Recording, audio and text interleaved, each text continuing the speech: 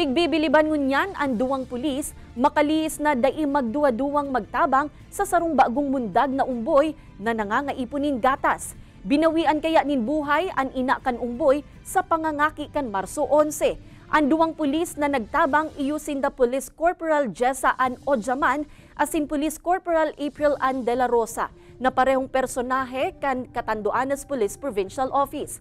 Sigun kay Police Corporal Odjaman, nagpadaranin mensahe ang paryente kan umboy sa group chat kan PNP Catanduanes na nangangaipusin danin gatas para sa umboy. Kan mabasa ang mensahe, tulos ninda ining pigdumanan sa ospital ni Police Corporal De La Rosa, tanganing matabangan. Apar sa aktual na pagpasuso, nakapagdonar pa sindanin nasa 10 bags nin breast milk. Malaking pasasalamat po sa ating mga kapulisan na nakapagbigay ng tulong kahit papano nung time na nasa hospital pa kasi isang malaking kailangan po talaga yung breast milk para sa baby. Being a mother, alam ko po kasi yung sitwasyon na pagkamulat ng mata ni baby, hahanapin niya po yung mama niya.